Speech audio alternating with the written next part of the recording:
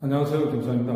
오늘은 타일 내지하고 타일에 대해서 그리고 내지하고 또 물하고 관계 이런 것에 대해서 좀 설명을 드리겠습니다.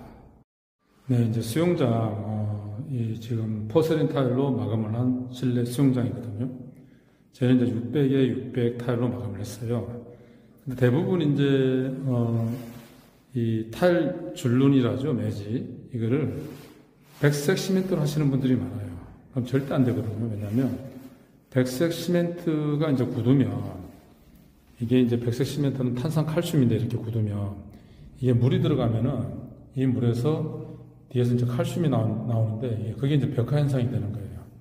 뭐 많이들 보셨을 거예요. 벽화 현상. 이렇게 흰 게 막 줄줄줄 이렇게 흐르거든요.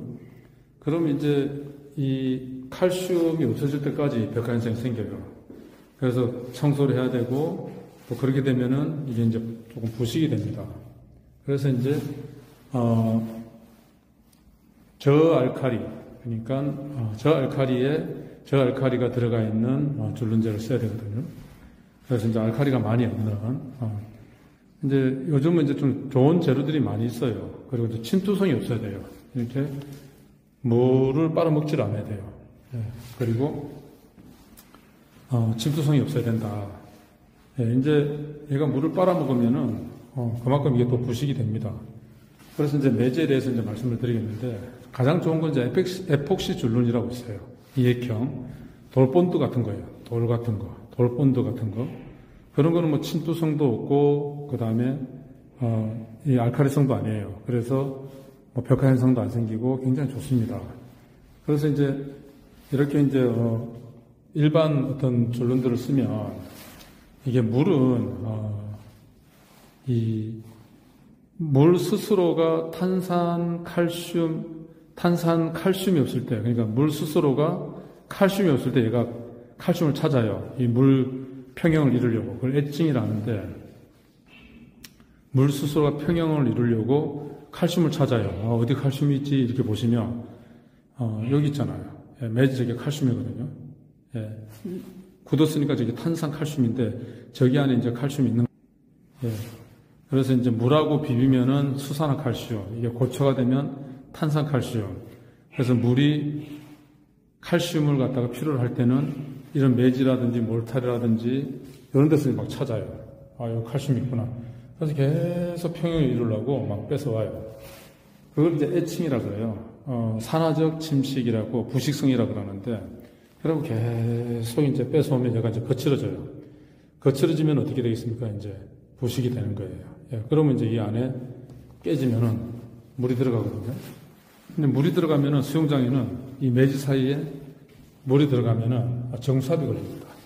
바늘구멍 하나라도 틈이 생기면 이 정수압이 걸려요. 정수압은 뭐냐면, 내가 수고를 1m를 했어요. 1m에서 걸리는 압력. 이런데 이제 예를 들어서 구멍이 하나 생겼다. 그러면 이제 정수압에서 이 전체 이제 물이 다 들어가는 거예요. 그래서 타일 시공할 때는, 이렇게 큰 타일 시공할 때는 절대 떠바리를 하면 안 돼요. 떠바리는 뭐냐면 떠서 붙인다, 떠바리인데, 이 큰 타일에다가 대충 조금 본들 차고 딱 붙여요. 그럼 이 주위에는 전부 공국이 있잖아요. 그렇게 하면 안 되거든요. 이걸 전부 평활도를 유지해서 미장하듯이 딱 하고 딱 붙이든지, 그게 힘들면은 리본 탭이라고 하나 붙여놓고, 그 다음에 에폭시 본드 갖고 붙여놓고 그 테두리를 전부 붙여야 돼요. 공국이 없게끔. 테두리를. 옆 측면 있죠. 윗면, 측면, 밑면. 다 붙여야 됩니다. 그러나서 또 한 장 붙이고. 그걸 리본 탭 방식이라 그래요. 그런데 우리나라에서 그렇게 아마, 하시는 분들이 없고, 일부 이제 이런 걸 주문하면은 이런 분들이 있어요. 떠바리도 아무 문제 없다. 심지어 이 줄눈을 이렇게 안 하시는 분들이 있어요. 네, 시멀스 룩 디자인이라 하는데, 그런 거는 이제 수영장에 맞는 게 아니에요. 그런 거는 이제 건식, 다른 이제 디자인적으로 시멀스 룩 디자인은 뭐냐면, 이런 매지 없이 그냥 타일을 딱딱 붙여요. 간격을 좁히기 위해서. 굉장히 미세하게 선만 보이잖아요. 그죠? 그렇게는 하는 디자인 공법이 있는데, 우리 수영장에는 그렇게 하시면 안 돼요. 수영장에는 이렇게 열어놓는 분들이 있어요. 매질 안 하고. 아니면 또 군데군데 이렇게 열어놓는 분들이 있어. 호주 스타일이라고 하기도 하던데, 이제 호주 같은 나라에서 이제 타일을 이제 하면서 배워 오셨는지 모르겠지만, 이게 열평창 개수라고 호주가 그 사막 지역 같은 데 가면 45도씩 일합니다. 온도가. 그럼 이게 확 늘어난다고요. 그래서 걔네들이 이렇게 이제 야매죠, 야매. 정식이 아니고 그냥 야매로 이렇게 열어놓는데 평창하니까 깨지지 않으라고. 근데 그렇게 하시면 안 돼요. 그런 데는 뭐 일교차가 너무 심하다 보니까 뭐 낮에는 45도 됐다가 일교차가 뭐 20도, 30도 차이 나는 데도 있거든요. 그래서 뭐 호주 스타일이다 해갖고 열어놓는다 해갖고 되는 게 아니에요. 만약에 이게 그렇게 이제 열어놨다. 그럼 이쪽에 이제 물이 들어가요. 그럼 정수압이 걸리거든요. 이쪽에 뭐 이렇게도 열어놓고, 뭐 밑에도 열어놓고, 군데 이렇게 가면 열어놓은 데가 있어요. 그러면 이제 물이 들어가고, 그 안에서 미생물이 살아요. 예, 그런 이제 수영장, 특히 야외 수영장이라든지 그런 데 보면 특징이 있어요. 살균제를 딱 뿌리면 고주에서 뽀글뽀글 거품이 나요. 왜냐하면 미생물이 죽는 거거든요. 미생물이 거품이 나는 거는 살균제를 뿌렸는데 거품이 난다. 두 가지 이유입니다. 하나는 미생물이 죽는 반응이에요. 두 번째는 계명활성제인데 그게 뭐냐면 우리 수영장 들어갈 때 수영복 입고 들어가잖아요. 집에서 이제 이걸 씻었어요. 세제로. 근데 그 세제물이 수영장 안에 남아있는 거예요. 수영을 하고 나갔으니까 수영장에 수영복에 있던 세제 용액이 남아있는 거예요. 근데 이제 살균할 거라고 딱 뿌리니까 그 세제 잔유물하고 살균제가 부딪히면은 또 거품이 뽀글뽀글 나요. 그걸 계명활성제라 그래요. 왜냐하면 이제 물하고 기름하고 안 섞이는 것 갖다 섞이게 하는 게 계명활성제거든요. 뭐 비누라든지 뭐 샴푸라든지 이런 것들이 계명활성제인데 그러니까 거품이 나잖아요. 그래서 거품이 나는 거예요. 그러면 이제 수영장에서 이제 거품이 나는 거는 크게 그렇게 두 종류예요. 물론 다른 이유도 굉장히 많아요. 그렇지만 크게 이제 두 가지를 생각하셔라. 그래서 여기에 매질을 안 여면 절대 안 된다. 여야 되고 이게 안 여면은 정수압이 걸려가지고 세워라 내워라 하면서 이걸 탁 박리 떨어지게 합니다. 그리고 부식을 시켜요. 이 염소가 들어가면서 계속 부식을 시킵니다. 딱 떨어지거든요. 그리고 이제 지하수를 사용하시는 분들의 이제 또 특징이 뭐가 있냐면 물때가 막 생기는 분들이 있어요. 이렇게 물을 딱 쳐놨는데 그 테두리에 뭐 물때가 막 생겨요. 그것도 마찬가지로 칼슘 경도가 높든지 알칼리가 높아서 그래요. 그래서 pH 농도는 7.2에서 7.6으로 맞추는 게 가장 좋습니다. 그런데 pH가 있지만은 PHS라고 있어요. 그걸 랭겔 주제에서 이제 이야기하는 건데 랭겔 지수도 제가 그 유튜브에도 계산식까지 올려놨고 제 블로그도 올려놨어요. 그래서 이거는 이제 세계적으로 관심 있는 분들이 많아서 제가 좀 부족한 영어지만은 더듬 영어로 해놓은 게 있습니다. 그래서 뭐 공식은 다 보시면 아시니까 산수니까 아주 쉬워요. 그래서 그런 부분들 좀 참고하셔서 수질 관리를 좀 하셨으면 좋겠고 수영장 관리를 하셨으면 좋겠습니다. 그래서 이 타일 시공할 때 굉장히 잘해야 된다. 그리고 유리라든지 모자이크 타일이라든지 그런 것도 평활적으로 유리해서 딱 하면 되고 내지는 정말 잘해야 된다. 그래서 시공은 꼭 전문가한테 맡기셔야 돼요. 뭐 경상도 말로 뭐뭐라 카더라. 이 카더라 하면 안 됩니다. 정확하게 돼야 되거든요.